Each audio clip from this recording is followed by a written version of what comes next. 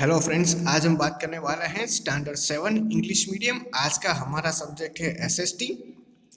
उसमें semester 2 lesson number 6 Mughal empire golden age and downfall. ठीक है, आज हम जो पिछली बार हमने हिस्ट्री में जो एस्टेब्लिशमेंट ऑफ मुगल डायनेस्टी देखा था ना, उसका आज हम दूसरा पार्ट है। जो नेक्स्ट हिस्ट्री का जो एजिस है, ठीक है, उसमें से हम आगे कंटिन्यू करेंगे। चलो देखते हैं उसमें। Jalu family went on a tour to Delhi. Palak gave the album of snaps taken during the tour to her class teacher. He showed into the students. One question was written under each picture. Looking at one of the picture, the students asked the teacher a question. Why is this lady in the picture pulling the chain of the bell? The teacher answered that this picture gave a glimpses of the system of justice during the Jahangir's period. We will get information about the different Mughal rural today. अब क्या था, जब जालू और उसकी family है वो दिल्ली पे गए हुए थे ना, तो पलक ने कई सारे स्नैप्स खींचे हुए थे, मतलब कि कई सारे फोटोज खींचे हुए थे। तो सभी फोटोज को देख के स्टूडेंट के मन में एक ही क्वेश्चन था कि एक लेडी है, ठीक है, वो एक रस्सी को क्यों खींच रही है जिससे बेल बजती है, ऐसा क्यों हो रहा है। तो टीचर कहते हैं कि ये हमें मुगल काल से, जो मुगल काल है, ठीक है, उसमें जो बेल है वो हमें उस टाइम के ग्लिम्सी पास्ट के बारे में बताती है, ठीक है, यानी कि जो सुवर्ण काल है, ठीक है, उसके बारे में हमें इंफॉर्मेशन देती है। चलो देखते हैं उसमें। After the death of Akbar, the most powerful and influential ruler of Mughal dynasty, Jahangir ascended the throne of Delhi. The Mughal kingdom was extended far and wide during his period. There was peace in state after him. During Shah Jahan's region, many monuments were built. Many of these were world famous monuments of unparalleled magnificence. During his region, the Mughal dynasty was stabilized. Later on, during the Aurangzeb rule, the empire extended, but it led to the fall of the empire too. अब क्या था कि जब अकबर है उसकी death हो गई तो मुगल जो डायनेस्टी है ना, ठीक है, वो थोड़ी सी हिल गई थी, क्योंकि अकबर है वो मुगल डायनेस्टी का सबसे पावरफुल किंग था, ठीक है, और उसका इन्फ्लुएंस भी ज़्यादा था उस डायनेस्टी में। लेकिन क्या हुआ कि उसके बाद जो गादी है, जो थ्रोन है ना, वो सीधा का सीधा जहांगीर यानी कि अकबर के बेटे के पास आ गया। हाँ, उस टाइम पे क्या किया कि जहांगीर ने अपनी जो राजधानी है, ठीक है, उसको भी एक्सटेंड किया, अपना जो एरिया है, ठीक है, राज्य विस्तार है ना, उसको भी इंक्रीज करता गया। लेकिन उस टाइम पे वो ज़्यादा वॉर नहीं हुए थे, ठीक है, सब जगह पे पीस मेंटेन की हुई थी। फिर क्या हुआ कि जहांगीर के बाद शाहजहां आया, तो शाहजहां ने भी कई सारे मोनूमेंट्स बनवाए, ठीक है, जो बिल्डिंग्स है वो भी बनवाए, ठीक है। इसीलिए शाहजहां को हम जो बिल्डिंग्स का क्रिएटर है वो कह सकते हैं, ठीक है। सबसे ज़्यादा बिल्डिंग्स उसी टाइम पे बने थे, आर्किटेक्चर भी उसी टाइम पे बने हुए थे। और फिर क्या हुआ कि उसके बाद तो औरंगजेब आ गया, और औरंगजेब के टाइम पे जो मुगल डायनेस्टी है ना, उसका जो एक्सटेंशन है वो बहुत ही ज़्यादा हुआ था, लेकिन वो ज़्यादा होने की वजह से उसका डाउनफॉल भी वहीं से शुरू हो गया। चलो नेक्स्ट देखते हैं। Let us learn about some major incidents that occur during Jahangir, Shah Jahan and Aurangzeb period, ठीक है। तो चलो अब देखते हैं हम आज जहांगीर, शाहजहां एंड औरंगजेब का जो पीरियड है वो किस तरह का था, ठीक है। 3 मुगल किंग के बारे में हम लर्न करेंगे। और यहाँ पे वो पिक्चर दिया गया कि एक औरत है वो बैल को खींच रही है, ठीक है, उसी तरह का। अब जहांगीर की बात करते हैं। जहांगीर यानी कि 1605 से लेके 1627 तक उसका टाइम पीरियड चला था, करीबन 22 साल तक वो गद्दी पे था। After the demise of Akbar, his son Salim assumed the name of Jahangir, conqueror of the world, and ascended the throne in 1605 century। अब क्या था कि जब अकबर है वो मर गया ना, तो उसका बेटा है सलीम। अब सलीम ने दूसरा नाम लिया जिसका जो नाम है जहांगीर, ठीक है। सलीम ने अपने आप को जहांगीर बोलते हुए गादी पे बिठा दिया।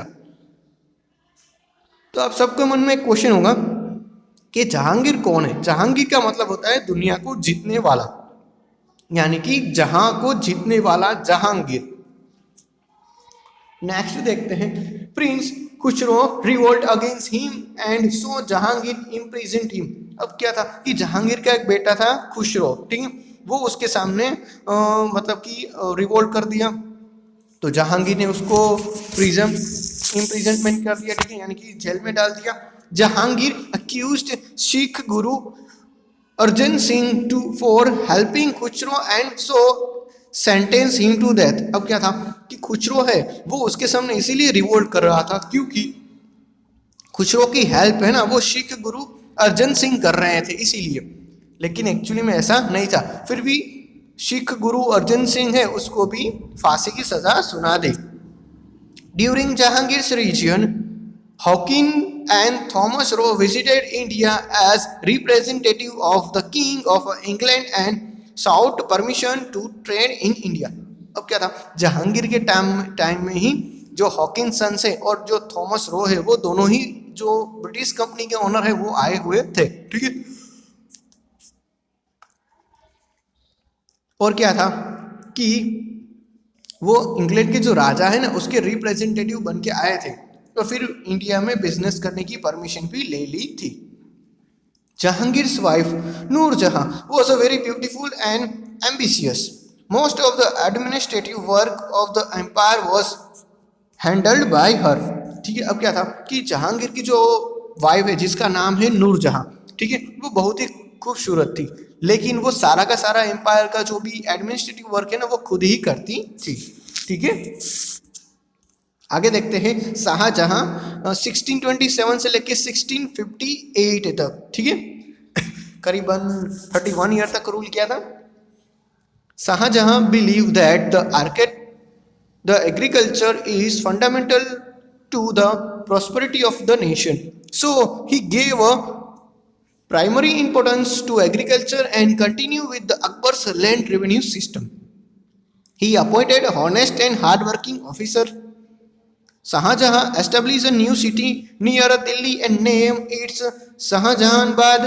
He constructed many grand buildings there. अब क्या था कि शाहजहां है वो ये मानता था कि अगर ये देश को चलाना है अच्छी तरह से तो हमें इसके एग्रीकल्चर को ज़्यादा इंपॉर्टेंस देना पड़ेगा, और इसी वजह से उसने जो अकबर की लैंड रेवेन्यू सिस्टम थी, हमने पहले भी पढ़ा हुआ है, ठीक है, पिछले वाले यूनिट्स में, तो अकबर की जो लैंड रेवेन्यू सिस्टम है ना वो कंटिन्यू करता है, और साथ साथ ये भी करता है कि वो एक प्रमाणित और जो हार्ड वर्किंग ऑफिसर होते हैं ना उसको ही वहाँ पे अपॉइंट करता है, ठीक है, ताकि एग्रीकल्चर की जो पूरी सिस्टम है वो ठीक से चल सके। दूसरी बात बच्चों ये कि शाहजहां है ना उसने दिल्ली के पास में एक पूरा शहर बसा लिया था जिसका नाम था शाहजहानाबाद, ओके, और वहां पर भी कई सारी बिल्डिंग्स बनाई हुई थी। In comparison to other the Mughal empires income and revenue was more during the Shahjahan's region, ठीक है। अब जब हम इनकम और रेवेन्यू की बात करें तो क्या था कि मुगल एम्पायर के सब राजाओं से ज्यादा इनकम अकेले शाहजहां को मिलती थी, ठीक है, यानी कि सबसे ज्यादा मुगल में किसी को इनकम होती थी तो शाहजहां को होती थी, इसीलिए इतने सारे जो बिल्डिंग्स है वो बनवाए हुए थे। Shah Jahan constructed world famous monuments like the Taj Mahal, दीवाने ए आम, दीवाने ए खास इन द रेड फोर्ट, रंग महल, Moti Masjid, Jama Masjid of Delhi etcetera he build, ठीक है। तो शाहजहां है उसने इतनी सारी चीजें हैं वो डेवलप की हैं। अब देखते हैं औरंगजेब 1658 से लेके 1707 तक, ठीक है, यानी करीबन 51 ईयर तक रूल किया था। Aurangzeb's memory was extra ordinary sharp. He was well versed in the Arabic and Persian language and had studied the Quran Sharif in detail. अब क्या था कि जो औरंगजेब है ना उसकी मेमोरी बहुत ही अच्छी थी, बिल्कुल आप लोगों की तरह, ठीक है। तो उसने क्या किया कि औरंगजेब ने अरबी और पारसियन लैंग्वेज है वो दोनों ही सीख ली, साथ साथ कुरान ए शरीफ है ना वो भी उसने अच्छी तरह से पढ़ ली थी। Aurangzeb dislike art, music and paintings, ठीक है, औरंगजेब को जो आर्ट होता है, म्यूजिक होता है, पेंटिंग्स होती थी वो बिल्कुल पसंद नहीं थी। वीर Durgadas waged a prolonged war with Aurangzeb for 25 years in order to free मारवा। ठीक है, अब क्या था कि दुर्गादास है, जो वीर दुर्गादास, उसके बारे में हम आगे ही पढ़ने वाले हैं। उसने भी क्या किया था कि करीबन 25 सालों तक औरंगजेब से वॉर किया था, क्योंकि वो मारवाड़ है, ठीक है, उसको फ्री करना चाहता था। इसीलिए Aurangzeb also fought against the Shia state of Bijapur and Golconda in the south for 25 year. तो औरंगजेब ने सिया जो स्टेट है, ठीक है, उसके जो बीजापुर में आया है उसके साथ, और गोलकोंडा है, ठीक है, वो साउथ में आया हुआ है, तो 25 साल तक उसने भी फाइट की थी। In Maharashtra Shivaji establish the Maratha kingdom in the south India and had constant conflict with Aurangzeb. ठीक है, तो शिवाजी महाराज है, उसने भी एक जो मराठा किंगडम है वो एस्टेब्लिशमेंट कर दिया था साउथ में, तो औरंगजेब को उसका भी सामना करना पड़ा था। The Jats and the Sikh to revolt against the Aurangzeb. ठीक है, तो जो जाट लोग है और सिख लोग है ना, वो भी औरंगजेब के सामने क्या करने वाले थे, रिवोल्ट करना शुरू कर दिए थे।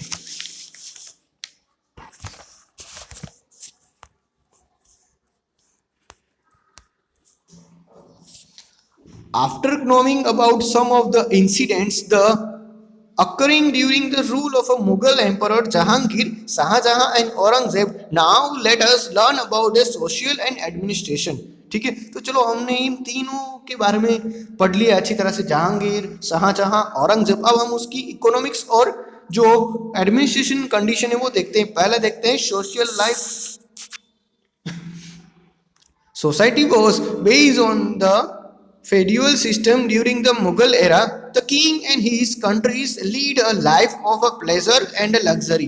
The emperor and amirs were fond of the expensive clothes and jewelry. Abul Fazl has written that about 1,000 expensive garments used to be made for the emperor every year. During this time, Gujarati traders construct business on a large scale, and a large volume of goods were imported and exported from the ports of Gujarat. Festivals were celebrated with a lot of pomp and grandeur. During the Jahangir region, Dashera was celebrated in a grand manner. Foreigners did not have a right to take away wealth from India। ठीक है, अब हम बात करने वाले हैं social life की। तो उस टाइम के जो सोशल लाइफ है ना, वो बहुत ही लग्जरियस और जो आनंददायी होती है, प्लेजर और थी। ठीक है, क्योंकि उस टाइम पे जो अमीर है ना, वो बहुत सारे महंगे महंगे कपड़े और ज्वेलरी है वो मंगवाते थे। अबुल फजल ने भी लिखा है कि करीबन 1000 से भी ज्यादा गारमेंट्स है वो एम्परर के लिए हर साल आते थे। ठीक है, यानी कि देखो एम्परर भी कितना पैसों वाला होगा। ठीक है, तो उसकी प्रजा है, उसके जो पीपल्स है वो भी तो डेफिनेटली पैसे वाले हो गए। ठीक है, और गुजराती बिजनेसमैन है वो बात करें तो वो बड़े पैमाने पे अपना बिजनेस करते थे। ठीक है, और विदेशों से अपना जो इंपोर्ट और एक्सपोर्ट का जो बिजनेस है वो करते थे, और वो भी गुजरात के पोर्ट्स से। ठीक है, लगभग सारे के सारे जो फेस्टिवल है ना, ठीक है, वो मुगल के इन 3 किंग से, ठीक है, उसके टाइम पे सेलिब्रेटेड होते थे, और वो भी बहुत ही खुशी से। जहांगीर के टाइम में तो दशहरा भी सेलिब्रेटेड होता था, वो भी बड़े पैमानों पे अच्छी तरह से। ठीक है, और फॉरेनर्स है, ठीक है, उसको कोई भी प्रॉपर्टीज खरीदने का, इंडिया के पास से टैक्स लेने का कोई भी राइट नहीं था उस टाइम पे। अब देखते हैं economic condition. We can know about the economics condition prevalent during the Mughal era from Abul Fazl's book. At the time, 55.5 ratal was equal to 1 man. Odd unit of wage. Sawals from Lahore, Dhuris from Fatehpur Sikri, cotton clothes from Gujarat, and Dhaka's Muslim were very famous and popular products. Goods were exported and imported from Khambat, Surat, Bharuch, and many parts of Bengal. Villages were self-reliant at that time. Villagers themselves produced most of the goods that they required. अब क्या था कि उस time पे हमें अबुल फजल है, उसने जो बुक्स लिखी है ना मुगल साम्राज्य के बारे में, उसी से हमें कई सारी डिटेल्स मिलती है, जैसे कि 55.5 जो रतल है ना वो एक आदमी के बराबर था, ठीक है, यानी कि एक आदमी के पास में कोई काम करवाना है ना तो 55.5 रतल देना पड़ेगा, ठीक है बच्चों। तो मैं चाहता हूँ कि रतल की आज की वैल्यू आप गूगल में सर्च करके अच्छी तरह से चेक कर लीजिए, ठीक है। और अब बात करें तो जो शावल आती है, ठीक है, जो विंटर टाइम में हम शाल है वो अच्छी तरह से पैक करते हैं ना, ठीक है, तो वो है लाहौर की फेमस थी। फिर दुरिश आती है, वो फतेहपुर सिकरी की थी। कॉटन क्लॉथी से वो गुजरात के थे, ठीक है। फिर ढाका के जो मसूलिन है वो भी बहुत ही फेमस और पॉपुलर प्रोडक्ट थी। और उस टाइम के जो खंभात है, सूरत है, भरूच है, ठीक है, वो भी कई सारे बंदर से वो फेमस थे, ठीक है। और गांव है वो भी अपने आप में ही डिपेंडेंट था, ठीक है, यानी कि वो भी खुद की जितनी जरूरत थी उतनी प्रोडक्शन कर देता था। अब बात करते हैं आगे बच्चों, arts and literature of the Mughal period. The Mughal ruler were very fond of a grand palace. Hindu style of architectural decoration merged with Islamic style of the constructing palace and domes. Shahjahan built many renovated monuments and is known as the constructor of palaces. He also patronized many artists and so encouraged art. The Rajput rural were very fond of a painting and so patronized the art of the painting. Jahangir too was fond of the collecting painting. अब उस time के art जो art है, literature है, ठीक है, और उसकी हम बात करें तो क्या था कि उस टाइम पे जो पैलेस बनते थे ना वो कौन से बनते थे, वो इस्लामिक स्टाइल में बनते थे, लेकिन उसके जो डेकोरेशन का काम था ना वो हिंदू स्टाइल में होता था, ठीक है, यानी कि दोनों का कॉम्बिनेशन यहाँ पे हमें देखने को मिलता है। साथ साथ बात करें तो शाहजहां है ना उसको तो कंस्ट्रक्टर ऑफ द पैलेसिस कहा जाता है, यानी कि जो पैलेसिस होते हैं, बड़ी बड़ी इमारतें होते हैं ना उसको बनाने वाला कहा जाता था। राजपूत टाइम था, ठीक है, राजपूत लोग थे, वो भी जो देशभक्ति की पेंटिंग्स होती है वो बनाने में बहुत ही एक्सपर्ट थी। और मुगल डायनेस्टी में बात करें तो जहांगीर है ना उसको भी पेंटिंग करने का और पेंटिंग इकट्ठा करने का बहुत ही शौक था, ठीक है। अब हम देखते हैं आगे। The Mughal era is considered to be a peaceful period on the whole. It was a favorable time for the development of a literature, and Sanskrit book were translated, historical volumes were written, and Hindi literature received patronage. The dohas of Kabir and Rahim and Shaki become a famous. Rashkhan, a disciple of Vaishnava acharya, फिर Vitthalnath ji compose Hindi poetry.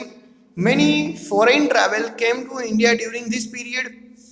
They have described the state administration system and the common life of the people in their travelage. Two French traveler, Tavernier and Bernier, visited India during that time. Of them, Bernier lived in India for 12 years. He has observed that the Mughal ruler used to spend a great sum of the army. He has also mentioned appreciative that the Indian textile were very famous in the market of the European and Asia. अब मुगल साम्राज्य की हम बात करते हैं बच्चों, तो उस टाइम पे जो एनवायरनमेंट था वो भी बहुत ही पीसफुल था, ठीक है, सब लोग बहुत ही खुश थे। और वहाँ पे जो लिटरेचर का काम है, यानी कि जो बुक्स डेवलप का काम है, और जो संस्कृत की बुक्स है ना वो अब ट्रांसलेट होने लगी थी, ठीक है, इसमें हिंदी लैंग्वेज में और जो दूसरी लोकल लैंग्वेज है ना उसमें ट्रांसलेट होने लगी थी। फिर दोहा है, वो कसीम जो का हमारा कबीर है वो है, ठीक है, रहीम है, उनके दोहे बहुत ही फेमस थे, ठीक है। फिर सखी भी वहाँ पे फेमस हो चुकी थी, ठीक है।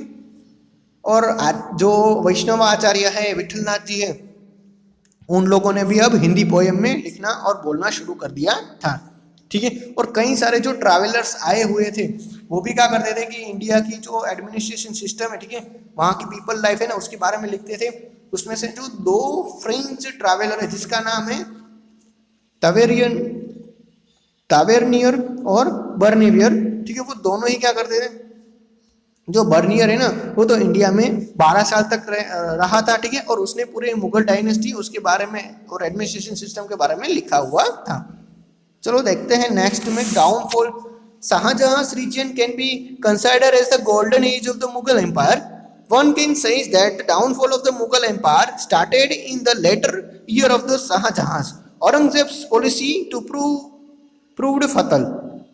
Aurangzeb struggled continuously among these.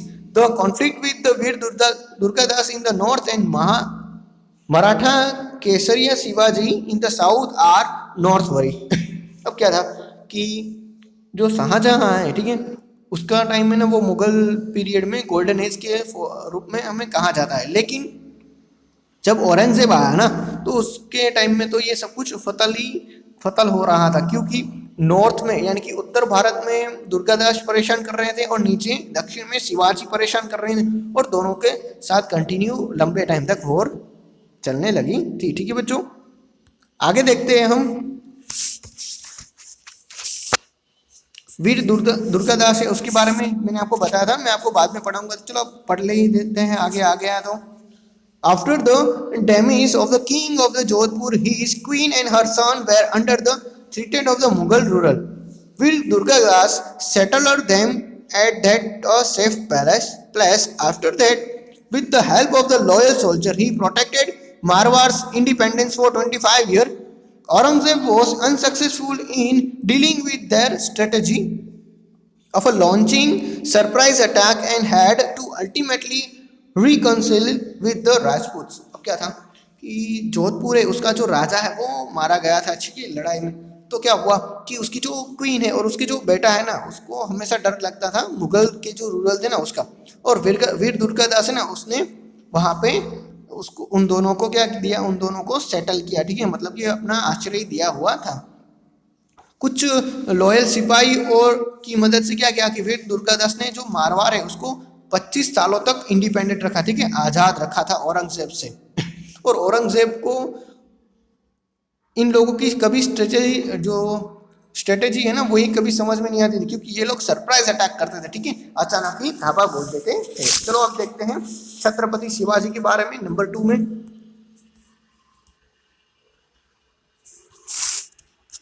As a consequences of the Aurangzeb's policy, many kingdoms revolt against him. Maratha's kingdom was one of the most amongst them. The Marathas Sardars, यानी कि chieftains who work for the Bahmani Sultanate enjoyed the Jahagirs, large land holding, but the need of the establish an independent and strong Maratha kingdom arose with the emergence of Shahaji Bhosle. Brave and capable leader, later Shivaji Maharaj, his son took over the mantle of the Maratha kingdoms. अब क्या था कि जो औरंगजेब की policies थी ना वो सबके लिए नुकसानकारक होने लगी थी, ठीक है, और उसी के लिए विद्रोह करने के लिए मराठाओं को एकजुट होना था। मराठा जो साम्राज्य है वो सरदारों में बटा हुआ था, और जो सरदार थे वो बहमनी जो सल्तनत थे ना उसकी जागीरदार बन चुके थे। इसीलिए एक स्ट्रांग और शक्तिशाली रिवोल्ट करने के लिए उन सबको एक साथ मिलके आना था। तो उन लोगों को मिलने के लिए एक लीडर चाहिए था, और वो लीडर थे शाहजी भोसले। और फिर क्या हुआ कि धीरे धीरे शाहजी भोसले का स्थान शिवाजी महाराज ने ले लिया, जो उसके बेटे थे। Shivaji Bhosle was born in 1627 century in the Shivaneri fort. He was raised by his mother Jijabai and Mandator Dadoji Kondev. He dreamed of establishment a small and independent kingdom at Pune. He inherited his self-respect, fearlessness and brilliance from his mother, and learned the intricacies of the administrative policy from his grandfather. He was fortunate enough to have a good friend like Tanaji. Gradually, he expanded his army, and at the tender age of the 16, he started capturing fort.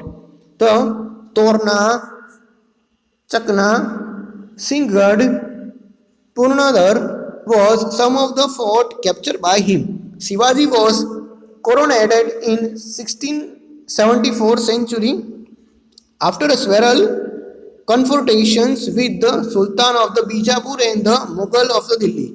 He worked hard to establish a smooth and efficient administrative system. He formed a cabinet of 8 ministers for the proper administration of the state. Shivaji की बात करें हम तो शिवाजी का जो born है वो 1627 में शिवनेरी फोर्ट में हुआ था और उसने अपनी जो सारी की सारी पढ़ाई और लिखाई है वो माता जीजाबाई और जो दादा है कौंडदेव, ठीक है, उसके पास की हुई थी। शिवाजी जब छोटे थे तभी उसको पुणे का किला मिल चुका था, इसीलिए अपनी शुरुआत ही पुणे किले से की और फिर जैसे ही बड़े हो गए ना तो उसने अपनी आर्मी भी रखना शुरू कर दिया था और लगभग 16 साल की उम्र में ही वो किले जीतना शुरू कर दिए थे। उसने जो चकना है, सिंहगढ़ है, पुरंदर है, ठीक है, ऐसे सारे किले हैं वो कैप्चर कर लिए थे। शिवाजी का राज्याभिषेक है वो 1674 में हुआ था, ठीक है, क्योंकि उसको जो बीजापुर के सुल्तान है और जो मुगल दिल्ली के सम्राट है, ठीक है, उसके साथ कंटिन्यू जो बैटल है वो करनी पड़ती थी, इसीलिए ऐसा हुआ था। शिवाजी अपनी कैबिनेट में 8 मिनिस्टर को रखते थे ताकि राज्य का वहीवट है वो अच्छी तरह से हो सके। अब देखते हैं एंड ऑफ मुगल रूरल, ठीक है, तो Mughal army was tired of the waging war against the Marathas in the south of the 24-year long. At last, the Aurangzeb decided to retreat toward the north. He had also become old by that time. After his demise, the decline of the Mughal empire began struggle for the throne broken out. There was no capable ruler who could keep everybody together. Aurangzeb's narrow-minded policy were responsible for the end of the Mughal empire. अब क्या था कि मुगल की जो army थी वो 25 सालों तक मराठाओं के साथ युद्ध करके थक चुकी थी, ठीक है, वो भी अब थक चुके थे कि अब हमें भी युद्ध नहीं करना है, ठीक है, वॉर नहीं करना है। और औरंगजेब ने भी डिसाइड कर लिया था कि वो भी अब नॉर्थ की तरफ आगे बढ़ेगा क्योंकि वो टाइम टू टाइम वो भी ओल्ड हो चुका था, ठीक है, इसीलिए वो भी लड़ाई लड़ना नहीं चाहता था। और इसी वजह से क्या हुआ कि मुगल की जो डाउनफॉल है वो शुरू हो गया था। पहले तो जो औरंगजेब के बाद जो ताश की लड़ाई है, ठीक है, गादी की जो लड़ाई है वो शुरू हो गई थी और उस टाइम पे कोई ऐसा कैपेबल राजा भी नहीं था कि वो सब लोगों को साथ रख सके। और इसकी एक ही वजह है क्योंकि औरंगजेब की जो पॉलिसी थी वो बहुत ही नैरो माइंडेड थी, ठीक है, बहुत ही कमजोर उसकी पॉलिसी थी। अब देखते हैं आगे। तो Mughal empire which was established in 1526 century started declining from the 1707 century. The empire set up the Bahadur extended over the most of India in Aurangzeb's time and during the region of itself started a decline. Discuss about the Mughal empire on the basics of the period of given in the box, ठीक है। अब हमें क्या करना है कि जो 1526 में बहादुर है, जो बाबर है, ठीक है, उसने ये मुगल डायनेस्टी को एस्टेब्लिशमेंट किया था। वो औरंगजेब के टाइम में सबसे ज्यादा एरिया कवर कर चुकी थी, लेकिन औरंगजेब के टाइम में ही वो डाउनफॉल होना शुरू हो गया था, ठीक है बच्चों। तो एक बार यहाँ पे आपको एक एक्टिविटीज दी गई है 6.7 टेबल में, तो वो खुद से करने की कोशिश करना, ओके। और दूसरा क्वेश्चन है कि यहाँ पे हमें पिक्चर में क्या दिखाई दे रहा है, तो वो भी आपको यहाँ पे लिखना है, ठीक है। थिंग्स ऑफ रीजन इजीली है, इजीली अंडरस्टैंड भी हो जाएगा, डिस्कस भी करना है और लेटेस्ट लर्न भी करना है, ठीक है। वो सब कुछ इजी है, ठीक है, पूरा का पूरा जो एक्सरसाइज है वो टेक्स्ट बुक में इजीली मिल जाएगा। इसी के साथ हमारा लेसन नंबर 6 है वो यहाँ पे कंप्लीट होता है। Thank you.